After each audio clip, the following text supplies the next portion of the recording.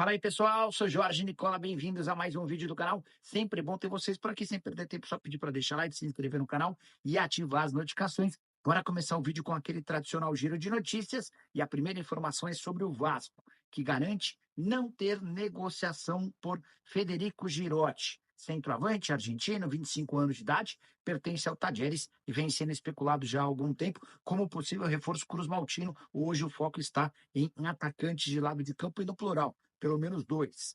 Quero contar também que o Flamengo informou que seu preparador de goleiros, Rogério Maia, optou por deixar o Fla para trabalhar no Santos. Ele nem participou das atividades nessa terça-feira. Já Alexandre Galo, que era diretor de futebol do Santos até outro dia, é novo CEO do Botafogo da Paraíba, clube que se transformou em SAF e vai ter o Galo como seu grande gestor. Para completar, preciso te atualizar sobre o Grêmio, que está perto de anunciar a contratação do atacante Amuso e também de Christian Oliveira, dois jogadores que foram aprovados pelo técnico Gustavo Quinteiros. Agora de falar sobre o São Paulo e seu novo avião. O Tricolor terá um avião particular próprio para se deslocar ao longo da temporada. A avaliação é de que isso vai garantir economia de dinheiro, de tempo e garantirá também, e o principal, comodidade para os atletas. Esse avião é um Boeing 737-700, que não será comprado pelo São Paulo e sim alugado. Inclusive, o modelo já está no Brasil, passando por uma série de adaptações. Em vez dos 140 lugares habituais, ele vai ter 64 assentos, todos da classe executiva, para que os jogadores possam descansar durante as viagens. O São Paulo ainda contabiliza uma série de outras vantagens, como, por exemplo, uma economia de 23% com gastos em logísticas. O São Paulo ainda imagina que vai ser capaz de comercializar a adesivagem do avião, que vai virar motivo de fotos e postagens em tudo quanto é lugar, isso sem contar na autonomia para se deslocar para vários cantos de toda a América do Sul. A ideia é que esse avião esteja à disposição ainda no primeiro semestre, informação divulgada pelo pessoal da Trivela. Hora de falar sobre Leonardo Jardim, agora oficial. Foi confirmado como novo técnico do Cruzeiro. A Raposa fez esse comunicado na manhã dessa terça-feira. Queria contar que o Leonardo Jardim, que assinou o contrato por 2 anos, vai custar menos ao Cruzeiro do que custaria Renato Gaúcho. Vale a lembrança de que o ex-treinador do Grêmio havia pedido R$ 1,5 milhão por mês, livres de impostos apenas para ele, incluindo os impostos, os gastos com a comissão técnica e também com a comissão do seu empresário. Renato Gaúcho e companhia custariam mais de R$ 3 milhões mensais à Raposa. O custo do Leonardo Jardim gira na casa do mesmo valor a que ele tinha direito nos tempos de Arábia Saudita. Por lá, ele e toda a sua comissão técnica ganhavam R$ 1,9 milhão por mês, livres de impostos. Não dá para dizer que Leonardo Jardim virá barato, estará entre os técnicos mais caros do futebol brasileiro, mas vale a lembrança também de que o português que nasceu na Venezuela é entre os técnicos que já trabalharam por aqui, dono de um dos maiores currículos, fez, por exemplo, enorme sucesso trabalhando no Mônaco, embora não atue no futebol europeu desde 2020, em seus últimos trabalhos concentrados em Arábia Saudita, Emirados Árabes e Catar. A ideia é que o Leonardo Jardim desembarque ao longo da semana e passe a trabalhar com o time depois do clássico diante do Galo. Vale a lembrança de que o Cruzeiro enfrenta o América e o Atlético nessa semana. Hora de falar sobre Zé Rafael, a contratação do atleta do Santos junto ao Palmeiras ainda pode melar, e quem fez essa revelação foi o presidente Marcelo Teixeira, que em entrevista ao Sport TV revelou a necessidade de uma cirurgia no Zé Rafael. Dá uma olhada na declaração do dirigente santista, abre aspas: condicionamos com o Palmeiras que o negócio está fechado, apalavrado, mas os departamentos médicos entendem que precisaria de uma cirurgia rápida na coluna do Zé Rafael. Aguardaremos o diagnóstico final. Caso dê tudo certo, o jogador fará parte do Santos, disse o presidente Marcelo Teixeira. Então, só para explicar direitinho a fala do dirigente. Quando o Santos contratou o Zé Rafael, percebeu um probleminha na coluna do atleta, algo delicado, que chama atenção. Antes de sacramentar o acordo com o Palmeiras, o Santos quer que o Zé Rafael passe pela cirurgia, ainda vinculado ao Palmeiras. Fez a cirurgia, deu tudo certo, ele está apto para jogar, aí sim o contrato com o Palmeiras é rescindido e ele se torna de forma oficial e definitiva atleta do Peixe. Todo esse procedimento de cirurgia e recuperação deve demorar pelo menos 3 meses. Vale a lembrança de que o Zé Rafael já não poderia atuar no Campeonato Paulista pelo Santos, porque foi inscrito pelo Palmeiras e o Campeonato Paulista não permite que um atleta atue ou esteja inscrito em dois times distintos. Só para completar, o presidente Marcelo Teixeira ainda garantiu nesta terça-feira que Leandro Paredes, volante argentino da Roma, amigo de Neymar, foi consultado, existiu uma conversa, mas o negócio está descartado. Nem o Paredes, nem a Roma têm a intenção de fazer negócio nesse momento. A saideira sobre o Peixe, o Wendel Silva foi devolvido ao Porto e vai jogar pelo Santa Clara. E o Supa, atacante africano, foi devolvido a um time do Catar e vai defender o Farense, também de Portugal. Hora de falar sobre o Palmeiras. Vem da Argentina, mas especificamente de um site chamado El Canciller, a informação de que Merentiel, atacante uruguaio que já foi do Palmeiras e hoje é do Boca Juniors, foi alvo de uma proposta alviverde.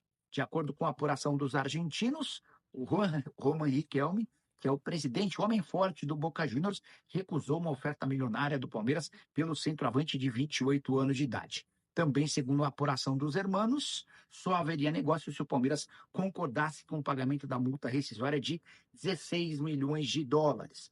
Vale a lembrança de que o Palmeiras comprou o Merentiel do Defensa e Justiça por 1.400.000 euros e o vendeu para o Boca Juniors depois de uma temporada de empréstimo na Argentina por 2.800.000 euros.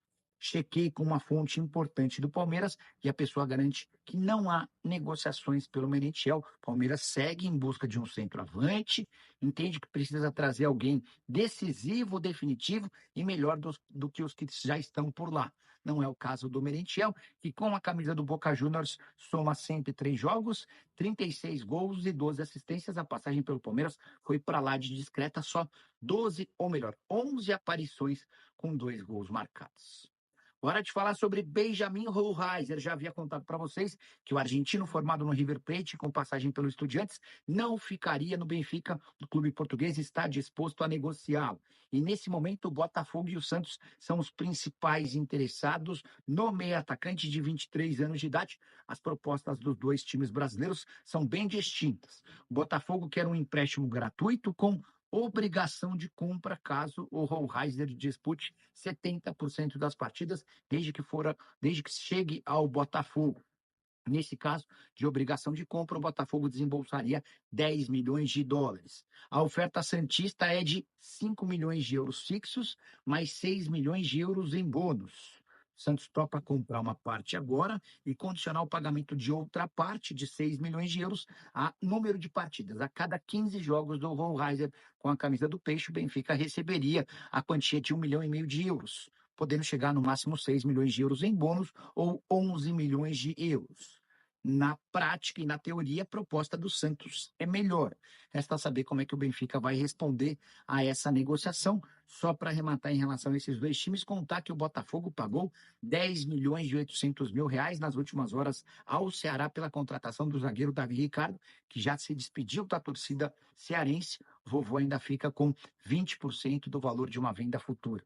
A saideira em relação ao Botafogo, Lucas Alter, que fez partida horrorosa pelo Botafogo na final da Supercopa do Brasil contra o Flamengo no último domingo, se despediu dos atletas do Botafogo e será reforço do Vitória. Bora fechar o vídeo para falar sobre o Flamengo com notícia importante relacionada à inauguração de seu estádio. O Flamengo já tem o terreno para a construção da sua arena, certo? Projeto todo desenvolvido pela antiga administração, comandada por Rodolfo Landim. O BAP, desde a época em que ainda era candidato, sempre se mostrou muito reticente em relação ao projeto do estádio. A alegação é de que ele não poderia endividar o clube ou criar prejuízo para o departamento de futebol por conta desse sonho de ter uma casa própria. E nessa terça-feira, o jornalista Lauro Jardim, de O Globo, afirmou que o BAP pretende adiar a inauguração do estádio. Com Rodolfo Landim, o Flamengo trabalhava com a ideia de inauguração da arena em 15 de novembro de 2029. Com o BAP, essa arena não será inaugurada antes de 20 de janeiro de 2031, ou seja, um atraso de mais ou menos um ano e 2 meses. Segundo o BAP, não faria sentido inaugurar um estádio no fim de uma temporada. Para completar, ele ainda entende que 20 de janeiro, equivale à data de São Sebastião, padroeiro do Rio de Janeiro. Seria algo bacana também para trazer clubes do exterior. Real Madrid e Barcelona seriam os sonhos de consumo do atual presidente. Já a Prefeitura do Rio de Janeiro, que foi muito parceira de Rodolfo Landim, por exemplo, na obtenção do terreno, diante de uma enorme confusão com a Caixa, que era dona do espaço, a Prefeitura teme que o BAP esteja criando desculpas para postergar o projeto.